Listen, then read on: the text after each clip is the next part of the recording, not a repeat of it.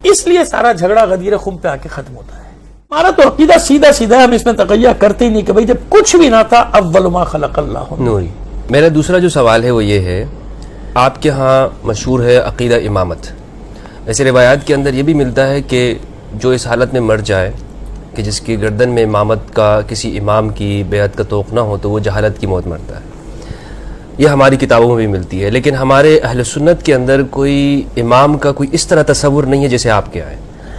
آپ کے جو عقیدہ امامت کا جو تصور ہے ہمارے ہاں یہ مشہور یہ ہے کہ یہ اس کو ایسے ہی اتھینٹک مانتے جیسے نبوت ہے، یعنی نبی سے بھی بڑھ کر مقام دیا جاتا ہے. تو اس حوالے سے بتائیے کہ آپ کا عقیدہ امامت اہل تشیع مکتب اہل بیت میں وہ کس درجے کا، اس کو کیسے مانا جاتا ہے؟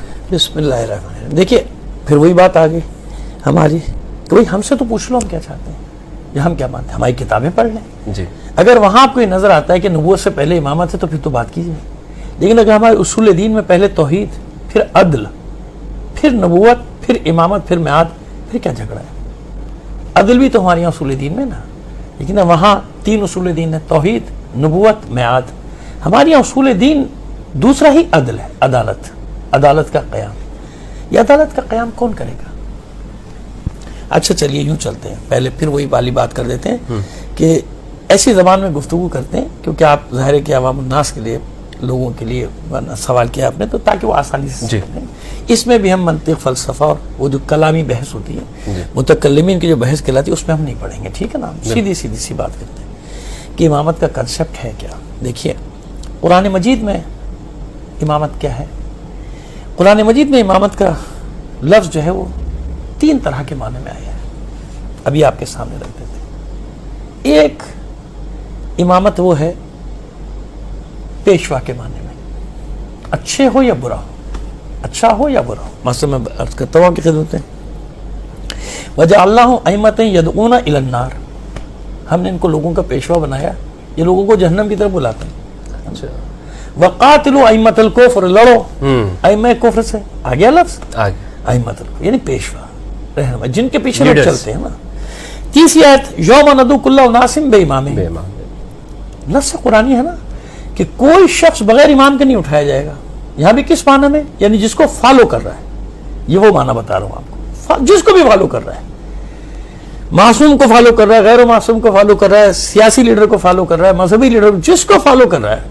یوم ندعو کل، یہ حدیث تو نہیں ہے نا، یوم ندعو کل اناس بامام، ہر انسان کو اس کے پیشوا کے ساتھ اٹھایا جائے، یعنی جس کی بھی وہ پیروی کر رہا ہے. صحیح. تو ایک تو نص قرآنی کہ بھئی آپ کو، اس لیے ہمارے یہاں وہ حدیث زیادہ معتبر ہے، من مات ولم یعرف امام زمانے مات میتۃ جاہلیہ، جو مر گیا اور اس نے اپنے زمانے کے امام کو نہیں پہچانا تو جاہلیت کی موت کر گیا. لہذا امام کی شناخت نص قرآنی کی تحت ضروری ہے، جس کے پیچھے آپ کو اٹھنا ہے.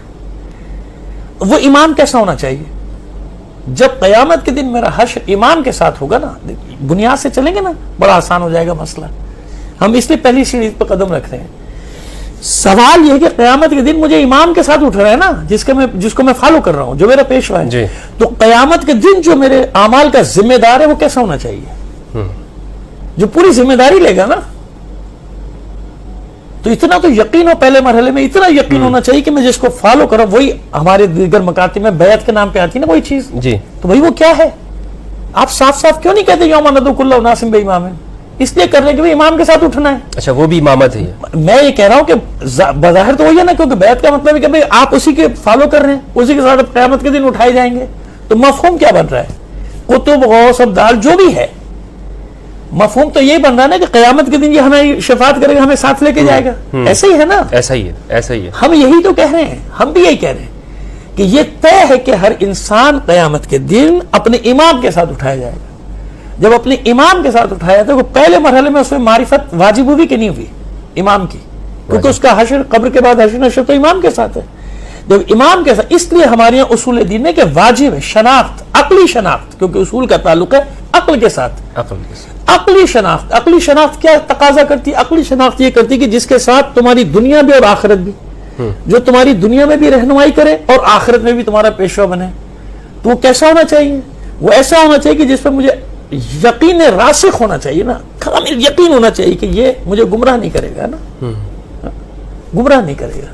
ایک بات طے ہو گئی.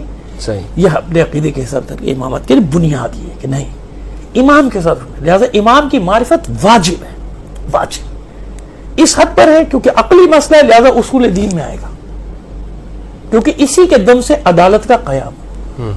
نبی سے بڑا نہیں ہے, نبی کا کام ہے دین لانا, امام کا کام ہے دین کی حفاظت کرنا. دیکھیں نا, لاشعوری طور پہ بھی ہر مسلمان کہتا ہے کہ امام حسین نے کربلا میں دین بچایا, کہتا ہے نا, سب کہتے دین بچایا, دین کے لیے قربانی دی, کیونکہ امام ہے. اتنا ہمیں نہیں معلوم کہ امام دین کی حفاظت کرنے والا ہے, یعنی وہ جو حضور چھوڑ کے جا رہے ہیں, بھی ہم آگے طرح سے تشریح کر دیں گے کیا مطلب کیا ہے ہمارا, پہلے ہم آیات بتا دیں آپ کو. یہ ہوگی کہ امامت یہ ہوگا کہ اس میں سب کے لیے. اب آئیے سورہ بقرہ 124 آیت. وَإِذِ ابْتَلَىٰ إِبْرَاهِيمَ رَبُّهُ بِكَلِمَاتٍ فَتَمَّهُنَّ قَالَ إِنِّي جَاعِلُكَ لِلنَّاسِ إِمَامًا قَالَ وَمِنْ ذُرِّيَّتِي قَالَ لَا يَنَالُ عَهْدِي الظَّالِمِينَ. یہ تب جب امتحان دے چکے, امتحان کب دیے, جب نبی تھے یا نہیں تھے؟ نبی تھے, خلیل تھے نا, رسول تھے تو امتحان دیے نا. بالکل. جب ہم نے آزما لیا سب چیزوں سے, پھر ہم نے کہا اب ہم آپ کو لوگوں کا پیشوا بنانے جا رہے ہیں, امام بنانے جا رہے ہیں. یہاں امامت عامہ یعنی وہ امامت جس میں دنیا آخرت سب کی چیزیں ہیں. یہ ایسا منصب تھا کہ جناب ابراہیم علیہ السلام نے فرمایا قال من ذریتی, میری اولاد کو بھی دی. جواب کیا ملا تھا؟ لا ینال عہد الظالمین, ظالمین جو ہوں گے تمہاری نسل میں ان تک یہ عہد نہیں پہنچے گا. اب ظالمین ضد ہے عادل کی, ظالم ضد ہے کس کی؟ عادل کی. طے ہو گیا نا کہ جو امام ہوگا پہلی شرط اس کی کیا ہوگی؟ پہلی شرط عادل ہے, کیونکہ ظالم امام ہو ہی نہیں سکتا. ظلم کا مطلب خالی گردن اڑا دینا نہیں ہے, ظلم کا مطلب ہے کسی چیز کو اس کے مقام سے ہٹا دینا. آپ بھی سمجھتے ہیں جوتی کا مقام پیر میں ہے نا, سر پہ رکھنا ممکن ہے گناہ نہ ہو, لیکن ظلم تو ہو گیا نا. ٹوپی کا مقام سر پہ رکھنا ہے, اس کو پیر میں رکھ لوں تو ظلم ہو گیا نا. کسی شے کو اس کی جگہ سے ہٹا دینا یہ ظلم ہے. تو ظالم کیسے بن سکتا ہے امام؟ یعنی جو ہر شے کو اس کے مقام پہ رکھنا نہ جانتا ہو, نہ سمجھتا ہو, پھر وہ ایسا امام ہونا چاہیے عادل کہ جو ہر شے کے ساتھ عدل کرے, ہر شے کے ساتھ انصاف کرے. پہلی شرط ہوئی کہ ایسا امام وہ ہونا چاہیے عادل. اس لیے عدالت ہمارے یہاں دوسرے نمبر پہ آ گئی, کیونکہ عدالت لازمہ ہے نبوت کا بھی اور امامت کا بھی. یہ لازم و ملزوم ہے ہمارے یہاں. یہ نہیں ہے کہ معاذ اللہ کوئی یہ عقیدہ رکھ لے کہ بھئی حضور اگر معاذ اللہ سو رہے تو وہ نبی نہیں ہے, یا فلاں کام کرے تو وہ نبی نہیں. ہمارے نہیں ہے, ہر حال میں نبی. وہ خواب کے عالم میں بھی نبی ہے, وہ کسی بھی عالم میں ہے وہ نبی ہے.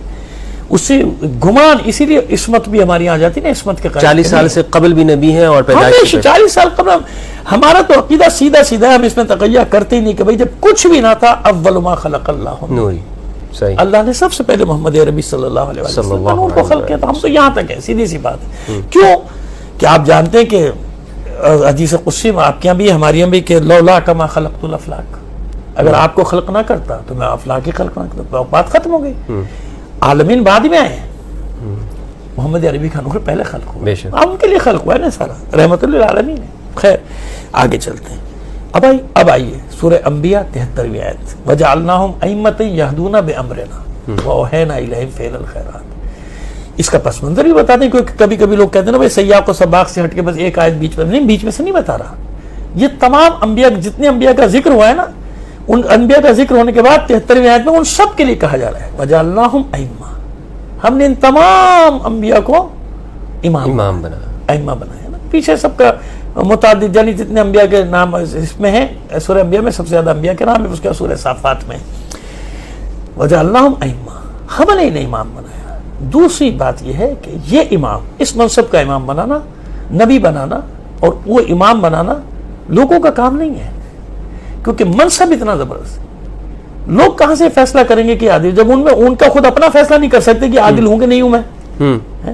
جب لوگ خود یہ شرائط پوری نہیں کر سکتے, کوئی زمینی ڈیموکریسی تھوڑی ہے کہ آپ نے مل کے کسی کو وزیر اعظم بنا دیا. یہ الہی منصب ہے. ہمارے یہاں امامت جو ہے وہ الہی منصب ہے. یعنی اگر رسول بھی کسی کو امام بنائے گا تو اللہ کے حکم سے بنائے گا, رسول اپنی مرضی سے نہیں بنا سکتا. ابھی میں دلیل دے دوں گا نا آپ کو. پیغمبر بھی اپنی مرضی سے اپنا جانشین نہیں بنا سکتا جب تک اللہ کی مرضی, جب تک اللہ کا حکم نہ ہو, نہیں کر سکتا. الہی منصب ہو جائے. اللہ ہم نے ان کو امام بنایا. क्यों बनाया? यहदूना बिअमरिना, ये लोगों की हिदायत करते हैं हमारे अम्र के। वाहिना इलैहिम फ़िल खैरात व इक़ाम अस्सलात व ज़कात कानू लना आबिदीन। दूसरी बात ये आ गई कि ये मनसब इलाही है, ये अल्लाह देता है मनसब। जैसे जनाब इब्राहिम के लिए क़ाला इन्नी जाइलुका लिन्नास, मैं तुम्हें लोगों का इमाम बनाने जा रहा हूँ। ये मनसब ऐसा नहीं कि हम 4 आदमी बैठ के फैसला कर लें किसी को इमाम बना दें। हाँ, आम माने में मैंने बता दिया, वो तो मस्जिद का भी पेश इमाम है हमारा, उसको भी हम इमाम साहब कहते हैं, ये उमूमी माना है ना। इमाम गजाली कह दिया, इमाम खुमैनी कह दिया है ना, ये सब ये उमूमी माना है। और जितने भी तारीख में गुजरे वो उमूमी माना है। उसमें मैंने पहले अर्ज कर दिया कि उसमें तो सारे, जिसको मोतबर जो बड़ा बुजुर्ग होता है, शेख होता है अपनी कौम का, उसको इमाम कहते हैं। अच्छे माना भी कहते हैं ना, जितने बड़े बड़े उलमा हैं उनके नाम के साथ इमाम का लफ्ज लगता है नहीं लगता? इमाम का लफ्ज लगा दिया जाता है, हर मकतब में लगाया जाता है, कोई ऐसी बात नहीं है। जो जिसके भी मानने वाले हो, हम इससे बहस नहीं, मैं मानूं या ना मानूं, अगर कोई मान रहा है इमाम इब्न तैमिया तो भाई वो क्या लगा रहे हैं, उनको सबसे बड़ा मानता है तो कह रहा है ना वो, ये अलग। अब वो खास इमामत कौन देगा? आप ये बताइए कि ये इमामत जो मैंने इमाम के नाम लिए जिन इमामों की, ये अल्लाह ने दी है? अल्लाह ने तो नहीं दी ना, ये तो हमने लगाया ना इनके साथ। जो हम उलमा की जो बात करते हैं, उलमा के साथ इमाम का लफ्ज अल्लाह ने तो नहीं लगाया, ये तो हमने लगाया। ठीक है, लगा सकते हैं, मैंने कह दिया आम माना है इसमें। हम जिसको बहुत बड़ा आलिम जमाने का समझते हैं उसके नाम के साथ हम इस्तिलाह कह देते हैं इमाम। ठीक है, मैंने कहा इमाम साहब, हम मस्जिद के इमाम को इमाम कहते हैं। देखिए सब जानते हैं, जब मैं इनको इमाम कह रहा हूं तो और बात है, इमाम गजाली को कह रहा हूं तो और बात है, इमाम खुमैनी को कह रहा हूं तो और बात है, और जनाब जब किसी नबी को कह रहा हूं तो वो और माना में आता है, और माना वो इलाही मनसब है। ये इलाह अल्लाह ने दिया, ये मनसब मनसूस है, ये मनसूस मिन अल्लाह। आयत के लिए अल्लाह इमाम, हमने इमाम बनाया। अब आइए सूरह फुरकान 25वां सूरा 74वीं आयत, वल्लज़ीना यक़ूलूना रब्बना हब लना मिन अज़वाजिना व ज़ुर्रिय्यातिना क़ुर्रता अयुनि वजअलना लिलमुत्तक़ीना इमामा। इमामत खासा, खासा ने खास की इमाम। कुछ लोग हैं जो दुआ मांग रहे हैं अल्लाह की बारगाह में, हमें कुछ अच्छी औलाद दे दे, कुछ अच्छी अज़वाज दे दे। मिन का लफ्ज़ है, मिन तमीज़ के लिए, मिन अज़वाजिना व ज़ुर्रिय्यातिना उस पे अतफ़ है। कुछ अच्छी अज़वाज दे दे, कुछ अच्छी औलाद दे दे, क़ुर्रत आयुन, हमारी आंखों की ठंडक बना दे। सबके लिए नहीं मांगी दुआएं, कुछ अच्छी अज़वाज, कुछ अच्छी आंखों की ठंडक बना, और हमें मुत्तकीन का इमाम बना दे। वजअलना लिलमुत्तकीना इमामा। इमामा। बस इसका मतलब ये हुआ कि मुत्तकीन कौन है, 2 जुमलों में बता दें। कुरान मजीद में इंसानों को हुक्म है, या अय्युहन्नास उअ्बुदू रब्बकुम, ना इंसानों ये करो, ये करो, करे ना करें हुक्म है ना। मुसलमानों को हुक्म है ये करो, ये ना करो। मोमिनीन को हुक्म है या अय्युहल्लज़ीना आमनू के साथ जितनी भी आयत हैं, या अमर है या नहीं है, या अमर है या नहीं, ये करो ये ना करो, ये करो ये ना करो।